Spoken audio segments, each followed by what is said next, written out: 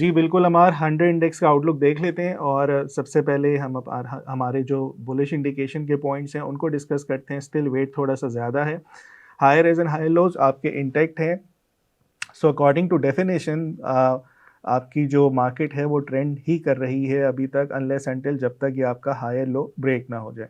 उसके बाद exponential moving average 13 की सपोर्ट, ये मैंने क्लियरली यहाँ पे मेंशन कर दिया था अपने लास्ट एपिसोड में कि करेक्शंस आप एक्सपेक्ट करेंगे कि यहाँ एक्सपोनेंशियल मूविंग एवरेज 13 को देखते रहें, यहाँ से एग्जैक्टली ये बाउंस करेगा। सो ये बड़ा ही ज़बरदस्त पॉइंट था और मेरा नहीं ख्याल ये किसी ने भी हाईलाइट किया होगा या मेंशन किया होगा। सो एक अच्छा एनालिस्ट की यही पहचान है कि उसको पता चल जाए कि कौन सा इंडिकेटर इस टाइम इन प्ले होगा।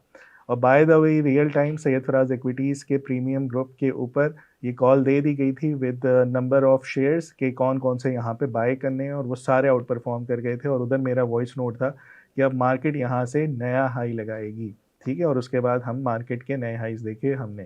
सो एग्जैक्टली उसी तरह से ये वो प्ले करके गया। अब यहाँ पे एक्सपोनेंशियल मूविंग एवरेज 13 की सपोर्ट जो है, इसको आप एज अ बेंचमार्क या बैरोमीटर कंसीडर करेंगे अपना स्टॉप लॉस लेवल के लिए। सो जो लोग यहाँ पे डर रहे हैं कि मार्केट अगर नीचे आती है, सो ये आपका स्टॉप लॉस लेवल है। जो जो ये बढ़ता जाएगा, इससे नीचे कहीं किसी दिन क्लोजिंग आ जाए, फिर मार्केट से आप लोग अगर एग्जिट करना चाहते हैं, जिनको डर लग रहा है, वो कर सकते हैं। जनवरी बुलिश मंथ है, हमने देखा एग्जैक्टली वैसे ही परफॉर्म कर रहा है। फिर ये वीकली क्लिंगर की जो क्रॉस ओवर के ऊपर मैंने कॉल दी थी, जो हम यहाँ से परफॉर्म करना शुरू हुआ था, सो एक बड़ा आउटस्टैंडिंग पॉइंट था और अभी तक ये बुलिश है। जैसे ही क्रॉस ओवर नीचे की तरफ होगा, सो बेयरिश साइड पर आ जाएगा। फिर आरएसआई डाइवर्जेंस अब दो जगह पे भी नज़र आ रही है, वीकली पे भी, डेली पे। ये अच्छा साइन नहीं है। एंड देन वॉल्यूम के ऊपर भी डाइवर्जेंस नज़र आना शुरू हो गई है। तो हमारे पास अब बुल्स का वेट ज़्यादा तो है, लेकिन बहुत ज़्यादा डिफरेंस नहीं रहा। यहाँ पे हमारे पास ये डाइवर्जेंस आरएसआई के ऊपर भी है, वॉल्यूम्स के ऊपर भी है।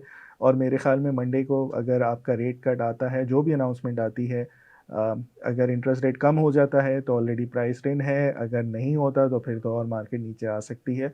सो एहतियात से काम करें। ये वाला स्टॉप लॉस लेवल बहुत टाइट है, इसको फॉलो करें। अगर इससे नीचे आता है तो फिर इंडेक्स ओरिएंटेड स्टॉक्स में सेलिंग आ सकती है।